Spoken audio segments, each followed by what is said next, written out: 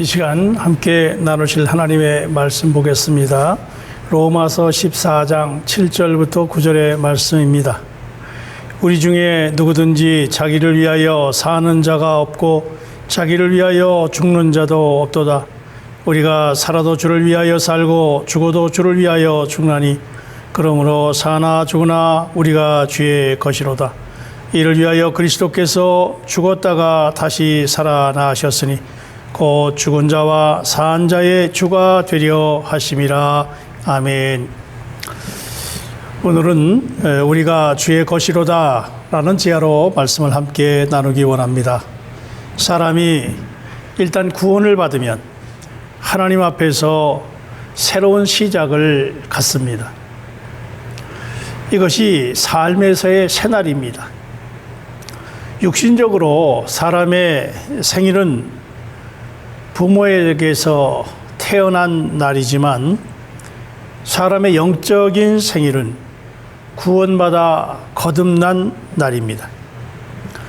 구약에서 이스라엘 사람들이 애굽에서 유월절을 지킴으로 단체적으로 구원을 받았을 때에 하나님은 그들에게 유월절을 지키던 그 달을 한 해의 첫 달이 되도록 했습니다. 그러니까 새롭게 시작할 것을 말씀하신 것이지요.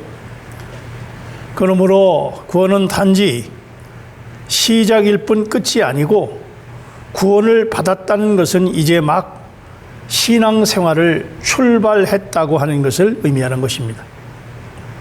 시작이 있은 후에는 이어지는 단계가 있어야 되는데 그 이어지는 단계는 우리 자신을 주님께 드리는 것입니다.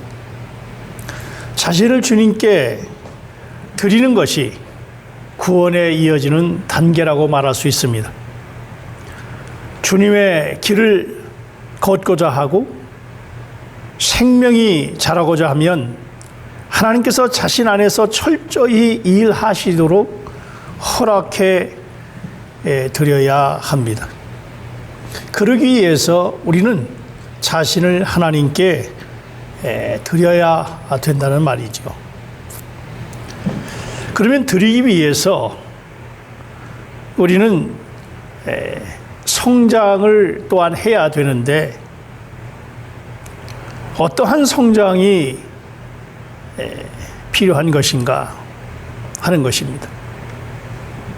첫째는 우리가 주님의 길을 걸으려면 헌신 즉 드림이 필요합니다.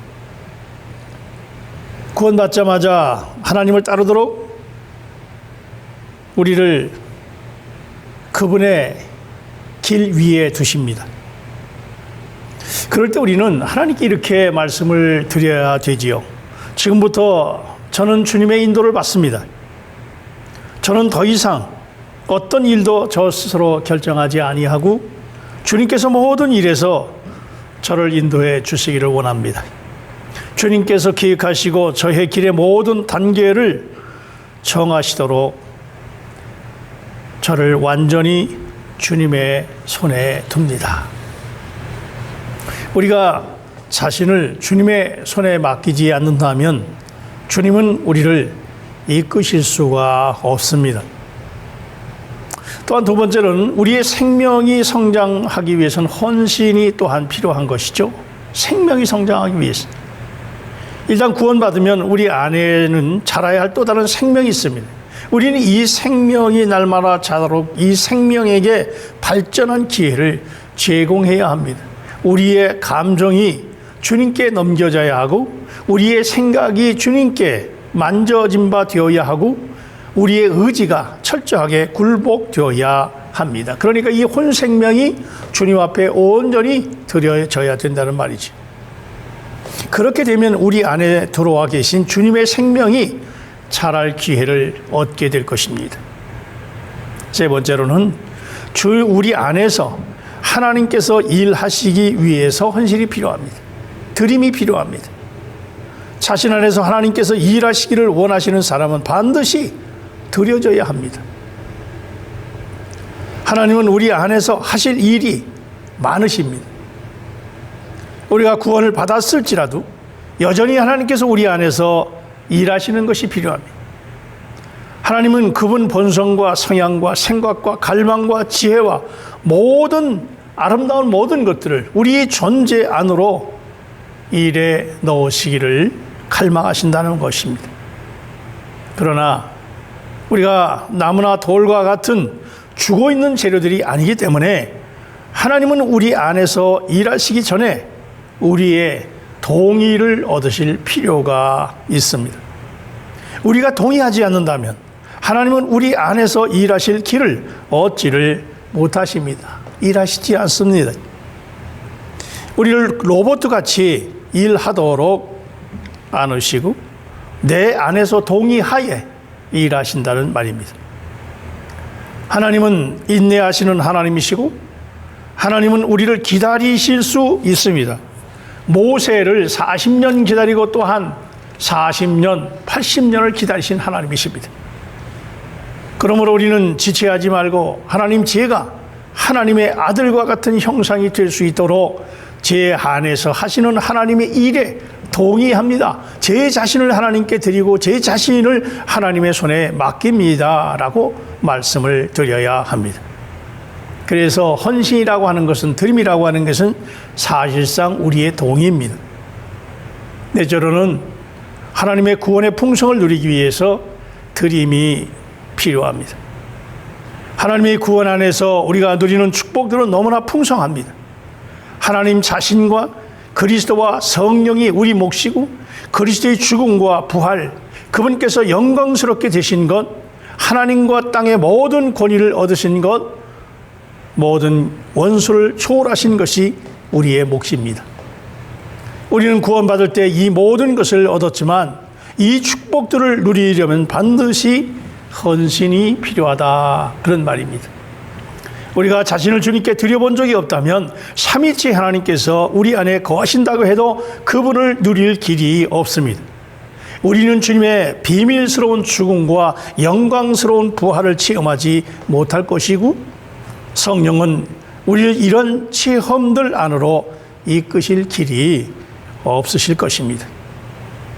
헌신을 통해 누릴 수 있는 체험이기 때문입니다. 우리는 주님과 함께 승천해서 그분과 함께 하늘의 영역 안에 앉아 있지만 에베소 2장 6절에 말씀하신 대로 그리스도 예수 안에서 함께 하늘에 앉히시니 우리의 본분입니다. 우리의 위치입니다. 그러나 헌신하지 않는다면, 드림이 없다면 실제 생활에서는 땅 속에 속한 백성이 되는 거지요. 주님의 승리가 우리의 몫이지만 우리가 자신을 주님께 드리지 않는다면 자신의 실패 가운데 머물게 될 것입니다. 주님께서 우리를 위해서 성취하신 모든 것이 우리의 것이지만 그것들을 체험하기 위해서 우리는 반드시 이 헌신이라고 하는 것, 우리 자신을 드리는 드림이 필요한 것입니다. 고린도전서 6장 19절부터 20절까지 보면 너희의 몸은 너희가 하나님께로부터 받은 바 너희 가운데 계신 성령의 전인 줄 알지 못하느냐? 너희는 너희 자신의 것이 아니라 값으로 산 것이 되었으니 그런즉 너희 몸을 하나님께 영광을 돌리라 말합니다. 우리 자신을 하나님께 드리는 것은 하나님께서 마땅히 받으셔야 할 권리를 그분께 드리는 것입니다. 하나님께서 값을 치르고 우리를 사오셨기 때문에 우리는 우리 자신의 것이 아닌 것이죠. 그러므로 주님은 우리에 대한 권한이 있고 우리는 그분의 종, 그분의 것입니다. 소유권이 주님께 있다는 말입니다. 그러나 하나님께서 우리를 사용하시는 것에 우리가 동의하지 않는다면 하나님은 우리에 대한 그분의 권리를 누리지 못하실 수 있습니다. 헌신은 하나님께서 그분의 정당한 권리를 얻으시도록 우리가 허락해 드리는 것입니다. 로마서 14장 7절 8절 보면 우리 중에 누구든지 자기를 위하여 사는 자가 없고 자기를 위하여 죽는 자도 없도다. 우리가 살아도 주를 위하여 살고 죽어도 주를 위하여 죽나니 그러므로 사나 죽으나 우리가 주의 것이로다. 오늘 말씀하고 있습니다. 우리는 살아있을 때만이 아니라 죽은 후에도 하나님의 것입니다.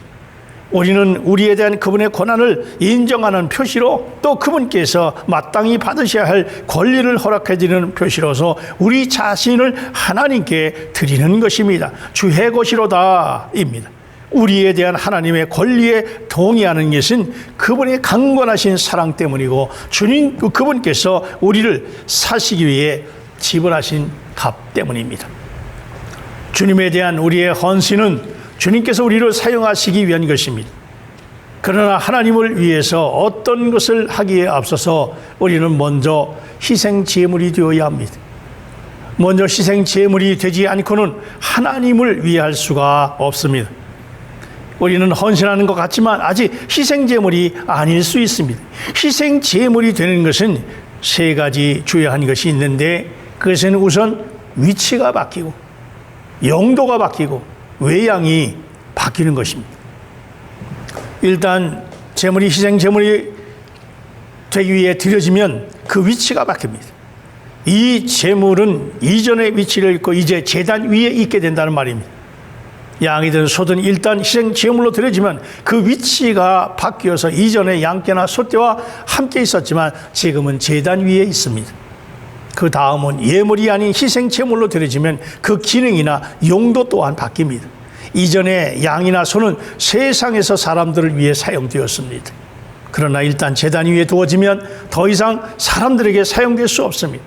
그것은 이제 하나님의 누림을 위한 것인데 희생제물로 드려진 예물은 위치의 변화만이 아니라 용도의 변화도 체험하게 됩니다.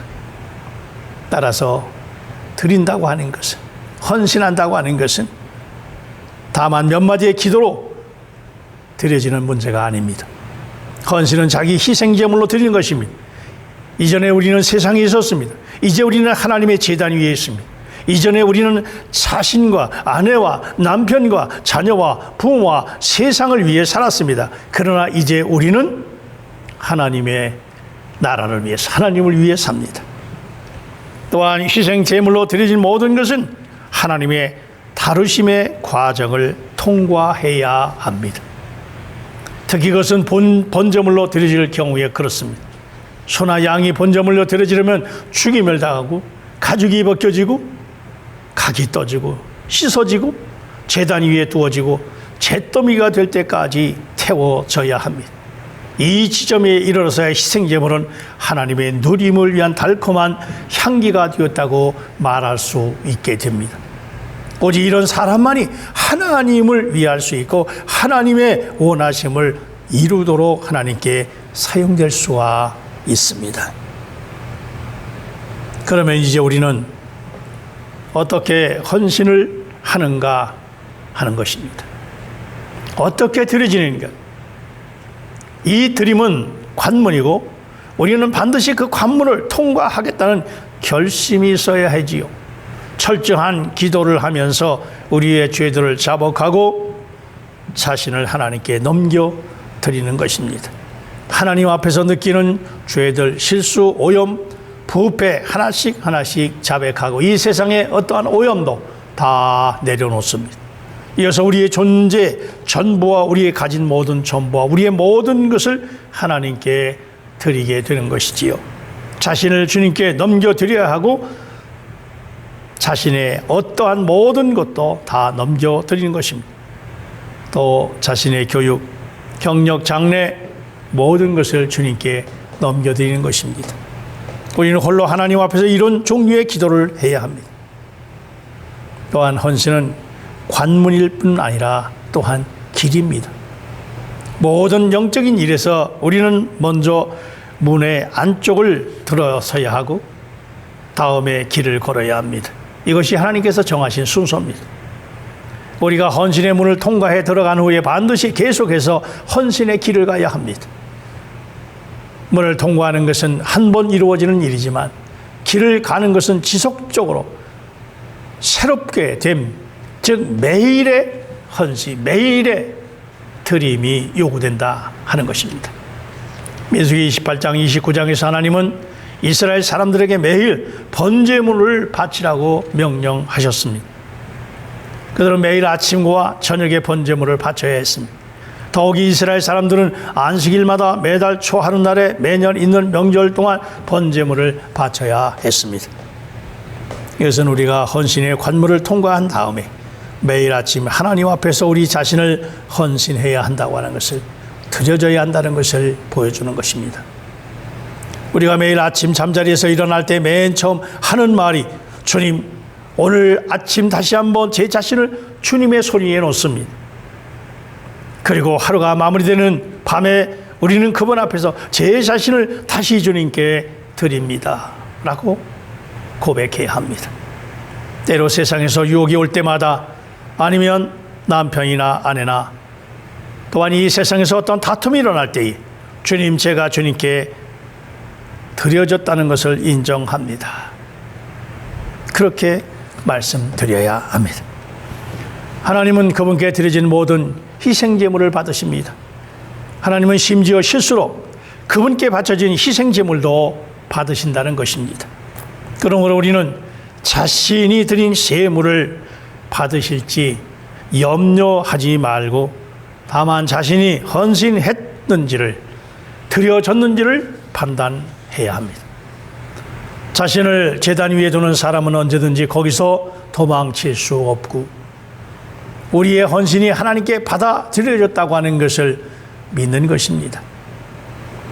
결론적으로 말씀드립니다. 어느 누구도 자신의 헌신 드림을 취소할 수 없습니다. 제단에 바쳐진 것을 무엇이든지 되돌릴 수 없습니다. 자신을 헌신한 사람과 헌신해 본 적이 없는 사람은 차이가 그래서 있다는 말입니다. 그것은 결혼한 사람이 결혼해 보지 않은 사람과 다른 것과 마찬가지입니다. 이혼한 경우라 해도 자신이 결혼한 적이 있다는 사실을 지워버릴 방도가 없습니다. 이와 마찬가지로 자신을 헌신한 사람은 그가 타락하고 실패하고 넘어진다 하더라도 여전히 헌신된 상태입니다. 우리가 하나님의 은혜를 받는 첫 번째 체험은 구속이고, 두 번째 체험은 헌신, 곧 드림입니다.